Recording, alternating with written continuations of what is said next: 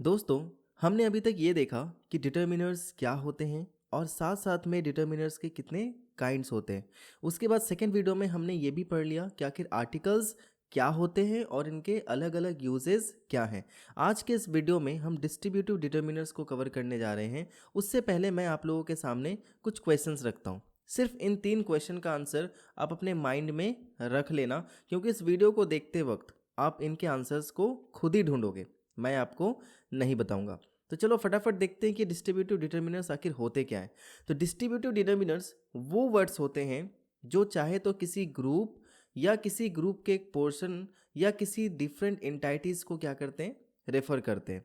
यानी इसमें हम लोग ज़्यादातर किसका यूज़ पढ़ते हैं, हम इसमें etch, every, either and neither, ये 4 ऐसे डिटर्मिनर्स हैं जिनको हम डिस्ट्रीब्यूटिव डिटर्मिनर्स की कैटेगरी में रखते हैं। तो अगर आपसे कोई पूछे कि डिस्ट्रीब्यूटिव डिटर्मिनर्स क्या होते हैं, तो आप उनसे कह सकते हो कि each, every, either and neither are called distributive determiners because they are use to refer to a group और a portion of a group. ठीक है, they indicate how items, people और एलिमेंट्स आर डिस्ट्रीब्यूटेड और divided. किस तरीके से कोई भी आइटम या कोई पीपल को डिवाइड किया गया है या डिस्ट्रीब्यूट किया गया है। ठीक है, आई होप यहाँ तक आप लोगों को सारी चीज़ें समझ आ चुकी हैं। तो आज के इस पर्टिकुलर वीडियो में हम लोग ईच, एवरी, आइदर और नाइदर के जितने भी कॉन्सेप्ट्स हैं ना, वो सारे सीखेंगे। और इसके बाद आपके माइंड में जो भी डाउट्स अभी तक रहे होंगे ना, वो सारे के सारे डाउट्स ना क्लियर होने वाले हैं। तो प्लीज़ सीट बेल्ट बांध लो और अच्छे से सारे टॉपिक्स को सीखो। सबसे पहले ये जान लो कि each, every, either and neither जो होते हैं ना, इन सब का यूज़ हम हमेशा सिंगुलर नाउन से पहले करते हैं। यानी जो नाउन सिंगुलर नहीं है, यहाँ पे मैं काउंटेबल की बात कर रहा हूँ ऑब्वियसली, तो जो भी सिंगुलर काउंटेबल नाउन्स होते हैं उनसे पहले ही हम ईच, एवरी, आइदर या नाइदर यूज़ करते हैं। या यूँ कहो कि जहाँ भी हम each, every, either and neither का यूज़ कर रहे हैं, उसके बाद हमें सिंगुलर काउंटेबल नाउन ही लगाना है। समझ में आ गई मेरी बात? गलती से भी अगर वहाँ पे अपने प्लूरल लगा दिया तो सेंटेंस हो जाएगा रॉन्ग। जैसे एग्जांपल देखो, each boy has a pen. देखो ईच और उसके बाद boy singular. Every country has its own flag. तो यहाँ पे देखो एवरी और उसके बाद country singular. Either book is useful, neither car is mine. Either का यूज़ हम कहाँ करेंगे और नाइदर का यूज़ हम कहाँ करेंगे? इस दोनों वर्ड को हम इधर और नीदर ऐसे भी पढ़ते हैं। तो कहीं भी आपको इधर एंड नीदर सुनता हुआ दिखाई दे, सॉरी सुनता हुआ दिखाई तो नहीं देगा, मीन्स अगर आप सुन लो तो समझ जाना वो आइदर एंड नाइदर की ही बात कर रहे हैं। ठीक है, तो आइदर का यूज़ हम कहाँ करते हैं? जहाँ पे हम कोई दो चीज़ की बात कर रहे हो या दो में से कोई एक की बात करो। सपोज करो यहाँ पे दो ऑप्शन आपके पास है। ठीक है, अगर आपको दोनों ऑप्शन अच्छे लग रहे हैं तो वहाँ भी आप आइदर का यूज़ कर सकते हो। और दोनों में से कोई एक ऑप्शन अगर आपको अच्छा लग रहा है तो वहाँ भी आप आइदर का यूज़ कर सकते हो। कई जगह पे जहाँ आप दोनों के लिए यूज़ कर रहे हो आइदर, वहाँ पे ज़्यादा बेटर होगा कि आप बोथ का यूज़ करो। गलत नहीं है, लेकिन बोथ का यूज़ करो। नाइदर का यूज़ हम कहाँ करेंगे? जब कोई दो चीज़ हो और दोनों में से आप किसी भी चीज़ को पसंद नहीं करते हो, यानी इसका मतलब ही हो गया दोनों में से कोई नहीं। ठीक, जहाँ भी दो की बात आती है वहाँ पे हम आइदर एंड नाइदर का यूज़ करते हैं। दो से ज़्यादा के लिए कभी भी आइदर एंड नाइदर का यूज़ मत करना। आई रिपीट, दो से ज़्यादा के लिए कभी भी आइदर एंड नाइदर का यूज़ मत करना। तो बोलोगे सर क्या करें? जब दो से ज़्यादा हो तो वहाँ पे आप ऑल ऑफ का यूज़ कर सकते हो। ठीक है, और जब नेगेटिव सेंस में आ रहा हो तो वहाँ पे हम नन ऑफ का यूज़ करोगे, नाइदर ऑफ नहीं करोगे। आ जाओ, कुछ और रूल्स हम लोग देख लेते हैं कि आइदर एंड नाइदर के बाद हम हमेशा सिंगुलर नाउन और सिंगुलर वर्ब का यूज़ करते हैं। लेकिन कहीं भी आपको अगर आइदर ऑफ और नाइदर ऑफ दिख जाए तो उसके बाद आपको लगाना है प्लूरल नाउन और फिर लगा देना है सिंगुलर वर्ब। तो फॉर योर काइंड अटेंशन मैं एक चीज़ आपको बता देता हूँ कि इस केस में आइदर और नाइदर एक डिटर्मिनर है, लेकिन इस केस में आइदर और नाइदर डिटर्मिनर नहीं है, ये डिस्ट्रीब्यूटिव प्रोनाउंस है। ऐसा क्यों है? क्योंकि डिटर्मिनर्स का मतलब ही क्या हो गया, हमने शुरू वाले वीडियो में ही पढ़ा था कि इसके बाद कोई ना कोई नाउन आएगा ही आएगा। तो देखो यहाँ पे आइदर और नाइदर के बाद नाउन तो आ रहा है, लेकिन यहाँ पे आइदर और नाइदर के बाद क्या आ रहा है? ऑफ आ जा रहा है। इसीलिए ये प्रोनाउंस है, डिटर्मिनर्स नहीं है। चलो एग्जांपल्स देखते हैं। Either road will take you to Ranchi. Suppose करो यहाँ पे दो रोड है, ठीक है, और दो रोड जो है वो दोनों के दोनों रोड आपको रांची लेके जाएंगे, तो वहाँ पे आप तब यूज़ करोगे ये सेंटेंस। या फिर अगर आप कहना चाहते हो तुम दोनों में से कोई भी एक रोड पकड़ लो, तुम रांची चले ही जाओगे।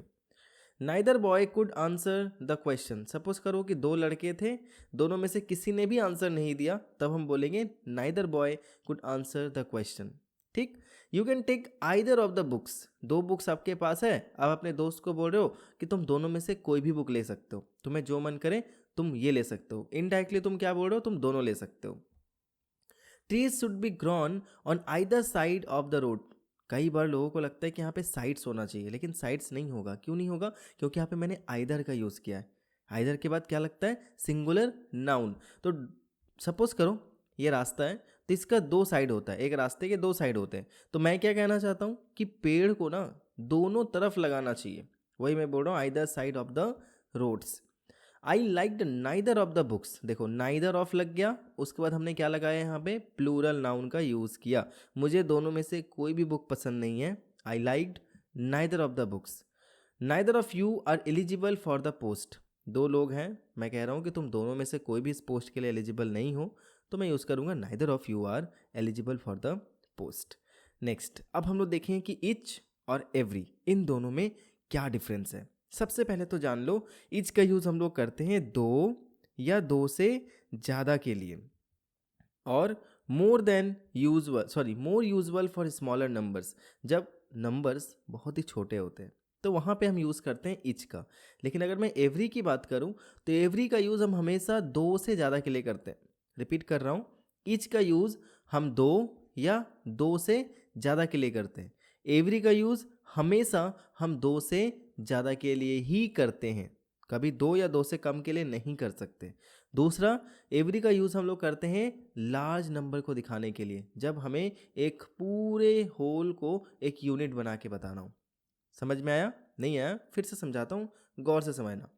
ईच और एवरी में दो यूजेस आपको जरूर याद रखने हैं, दो डिफरेंस। पहला डिफरेंस तो ये है कि ईच का यूज़ हम दो या दो से ज़्यादा के लिए करते हैं, मैंने तो दोनों केस में कर सकते हैं, आगे भी जाके बताऊंगा कि उस केस में क्या करेंगे जब दो से ज़्यादा हो। एवरी का यूज़ हम हमेशा दो से ज़्यादा के लिए ही करते हैं। पहला यूज़ समझ में आ गया, पहला डिफरेंस। दूसरा डिफरेंस ये कहता है कि ईच का यूज़ हम करते हैं स्मॉलर नंबर के लिए, जब नंबर बहुत ही कम हो, हमें पता हो, ठीक है। दूसरा, एवरी का यूज़ हम लोग करते हैं जब हमें पूरे चीज़ को एक साथ एज अ होल लेकर बात करना हो। एग्जाम्पल से कंप्लीट समझ जाओगे। यही देखो, मैंने एक और चीज़ लिख रखा है कि ईच जो होता है वो इंडिविजुअलिटी को रिफ़र करता है, यानी ईच जो होता है वो हमेशा एक इंडिविजुअल की बात कर रहा हो। एवरी का यूज़ हम पूरे होल के लिए करते हैं। देखो एग्जाम्पल जैसे यहाँ पे मैं समझाता हूँ। सबसे पहले मैं दो बॉयज़ ले रहा हूँ और यहाँ पे मैं दो से ज़्यादा बॉयज़ की मैं बात कर रहा हूँ, ठीक है। चलो एग्जाम्पल तुम्हारे सामने है, देखो। Each boy can solve this question, तो जब दो लड़के हैं तो दो के लिए हम ईच लगा सकते हैं ना, लगा सकते हैं कि नहीं, तो ये सेंटेंस बिल्कुल सही है। जब दो है तो क्या दो के लिए हम एवरी लगा सकते हैं, सोचो, अभी मैंने थोड़ा देर बताया, पहले बताया, क्या दो के लिए हम एवरी लगा सकते हैं, नहीं लगा सकते, तो इस केस में एवरी नहीं लगेगा। सिर्फ कौन सा सही हो जाएगा, each boy can solve this question. लेकिन अगर मैं दो से ज़्यादा की बात कर रहा हूँ तब ईच भी सही है और एवरी भी सही है, तब यहाँ पे क्या हो जाएगा, each boy can win a prize, it is also correct, and every boy can win a prize, ये भी सही है, ठीक है। चलो आगे चलते हैं। अब मैं यहाँ पे ना दोनों के डिफरेंसेस दे रहा हूँ ताकि समझ सको एकदम काफ़ी अच्छे तरीके से। सबसे पहले हम ईच की बात करते हैं। रीड ईच पैराग्राफ केयरफुली, तो ईच पैराग्राफ कहने का मतलब यहाँ पे क्या हुआ, मैं इंडिविजुअल मतलब एक एक पैराग्राफ की बात कर रहा हूँ। जब भी आप कोई भी पैसेज पढ़ते हो तो उसमें आप एक एक पैराग्राफ को इंडिविजुअली पढ़ते हो, ठीक है। तो यहाँ पे हम इंडिविजुअलिटी की बात कर रहे हैं, इसलिए यहाँ पे ईच पैराग्राफ का यूज़ हुआ है। ईच प्लेयर प्लेड वेल, तो हर एक प्लेयर जो होता है वो अपने तरीके से खेलता है कि नहीं, तो इसीलिए वहाँ पे भी हम इंडिविजुअलिटी को शो करने के लिए ईच का यूज़ कर रहे हैं। In a cricket match every team has 11 players, अब देखो यहाँ पे मैंने एवरी का यूज़ कर दिया, क्या यहाँ पे हम एवरी लगा सकते हैं, नॉट एट ऑल, बिल्कुल भी नहीं लगा सकते। क्यों नहीं लगा सकते, क्योंकि जब हम एक क्रिकेट मैच की बात कर रहे हों तो एक क्रिकेट मैच में कितने टीम्स खेलते हैं ये बताओ जल्दी से। एक क्रिकेट मैच में ज़्यादा से ज़्यादा दो टीम्स खेलते हैं, दो टीम्स के बीच में ही क्रिकेट का मैच होता है। तो देखो ये मेरे दोस्तों, यहाँ पे ना आपको कॉन्सेप्ट को पकड़ना बहुत ज़रूरी है, क्योंकि आप कॉन्सेप्ट नहीं समझोगे तो ईच और एवरी में कई ज़्यादा मिस्टेक्स कर बैठोगे। ठीक। तो अगर एक क्रिकेट मैच की बात कर रहे हैं तो वहाँ पे 2 ही टीम होते हैं, 2 से ज़्यादा नहीं होते, और 2 के लिए तो हम एवरी कभी लगाते ही नहीं है, तो यहाँ पे होगा ईच। ठीक है, चलो next. The teacher speaks to each student about their progress. तो जब टीचर बात कर रहा होगा किसी बच्चे के प्रोग्रेस के लिए तो वो एक एक करके बात करेगा ना, तो इसलिए यहाँ पे होगा each student. I met each of the students personally, जहाँ भी पर्सनली वर्ड आ जाए तो भी समझ जाना कि वहाँ पे हम इंडिविजुअलिटी की ही बात कर रहे हैं और वहाँ पे भी ईच लगेगा। ठीक है, चलो next. Each of the child received a gift. आपको बताना है कि क्या इसमें कोई एरर है या नहीं है। जल्दी से वीडियो को पॉज करो और बताओ। चलो, आई होप आपने सोच लिया होगा, मैं बताता हूँ। इस सेंटेंस में अगर आप कह रहे हो कि सर यहाँ पे एवरी लगेगा, ईच आपने गलत लगाया है, तो दोस्तों ऐसी बात नहीं है, यहाँ पे ईच ही लगेगा। जो एरर है वो इस पार्ट में है। वो कैसे? अभी मैंने थोड़ी देर पहले आपको बताया था कि ईच ऑफ, या अगर कहीं पे भी आइदर ऑफ लग जाए तो वहाँ पे नाइदर ऑफ लग जाए, तो इस कंडीशन में हम वहाँ पे क्या करेंगे, हमेशा प्लूरल का यूज़ करेंगे, सिंगुलर का नहीं। तो यहाँ पे हो जाएगा each of the children, not child. I hope each के सारे यूजेस आप समझ गए हो। अब हम लोग मूव ऑन करते हैं एवरी के यूज़ में। सबसे पहला यूज़ होगा every car must pass an emission test to be legally driven. तो देखो यहाँ पे मैं एक कार की बात नहीं कर रहा हूँ, मैं एक एक कार की बात नहीं कर रहा हूँ, मैं सारे कार को एक साथ लेकर चलने की बात कर रहा हूँ। मतलब जितने भी कार्स होते हैं उन सारे कार्स को एक एमिशन टेस्ट पास करना पड़ता है ताकि उनको लीगली ड्राइव किया जा सके। तो देखो मैंने एक की बात नहीं करी, मैंने लगातार सबको लेकर बात करी, एक साथ ले लिया। जैसे एक और मैं एग्जांपल देता हूँ, यहाँ पे देखो, इंडिविजुअल wants to grow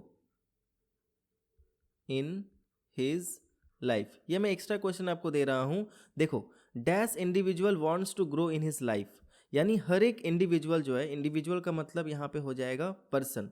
ठीक है, पर्सन को भी इंडिविजुअल बोल सकते हो। तो हर एक पर्सन जो है वो अपनी ज़िंदगी में ग्रो करना चाहता है। तो क्या यहाँ पे हम ईच लगाएंगे या एवरी लगाएंगे? तो बताओ, दुनिया में जितने लोग हैं लगभग लगभग सारे लोग ही अपने लाइफ में ग्रो करना चाहते हैं कि नहीं चाहते?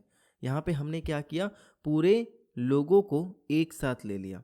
नंबर बहुत ज़्यादा है, इसीलिए यहाँ पे हम क्या यूज़ करेंगे, एवरी यूज़ करेंगे, हम इच नहीं लगाएंगे। चलो एक और सेंटेंस देखते हैं। Every school bus is painted yellow. तो यहाँ पे जितने भी स्कूल बस होते हैं, मैं सबकी बात कर रहा हूँ, सारे स्कूल बस को येलो से ही पेंट किया जाता है कि नहीं? तो ये एक लार्ज नंबर शो कर रहा है, इसलिए यहाँ पे एवरी का यूज़ हुआ है। तो जहाँ भी लार्ज नंबर शो करे वहाँ एवरी यूज़ होता है, जहाँ इंडिविजुअल नंबर शो करे वहाँ पे ईच होता है। एक और एग्जांपल देखते हैं। We play cricket each Sunday. हर संडे को, ऐसे समझ लो, ईच का मतलब होगा प्रत्येक और एवरी का मतलब होगा हर एक। ठीक है, आप हिंदी से भी इसको समझ सकते हो, काफ़ी इजी हो जाएगा आपके लिए। We play cricket each Sunday, तो यहाँ पे ये फ्रीक्वेंसी शो कर रहा है। तो जहाँ भी फ्रीक्वेंसी होता है मतलब कोई भी काम कितने बार होता है या कितने बार हो रहा है, उस केस में भी हम एवरी का यूज़ करते हैं, ना कि इच का। तो ये सेंटेंस बिल्कुल गलत है, यहाँ पे इच नहीं होगा, यहाँ पे होगा every.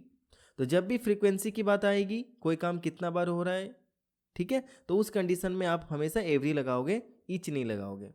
The teacher checks the homework of every student. यहाँ पे जितने भी स्टूडेंट हैं, मैं सारे स्टूडेंट्स को एक साथ लेकर बात कर रहा हूँ कि टीचर ने हर एक बच्चे का होमवर्क चेक किया। प्रत्येक बच्चे का नहीं, हर एक बच्चे का होमवर्क चेक किया। A unit as a whole, इसको हमने एज अ होल लिया है। I wash my car every month. मैं हर एक मंथ अपने कार को धोता हूँ। तो यहाँ पे देखो एवरी क्यों लगा है, क्योंकि ये फ्रीक्वेंसी शो कर रहा है, ये बता रहा है कि ये काम कितने बार हो रहा है। Every seat in the theatre was occupied, यानी एक थिएटर में जितने भी सीट थे हर एक सीट को ऑक्यूपाई कर लिया गया था। There was no seat left. तो यहाँ पे मैंने क्या किया है, लास्ट नंबर को शो किया, इसलिए यहाँ पे मैं बोल रहा हूँ एवरी सीट। ठीक है, चलो अब यहाँ पे मैंने कुछ क्वेश्चंस आप लोगों के लिए दे रखे हैं, सिर्फ 5 क्वेश्चन। ये आपको वीडियो पॉज करना है, बनाना है, और डेफिनेटली डिस्क्रिप्शन बॉक्स में मैं इसका आंसर्स भी दे दूंगा, अब जाके वहाँ से चेकआउट कर लेना। Thank you so much for watching this video. आने वाले वीडियोस के लिए प्लीज़ स्टे ट्यून्ड रहना। तब तक के लिए everyone take care, be safe, keep learning and keep watching, be smarty.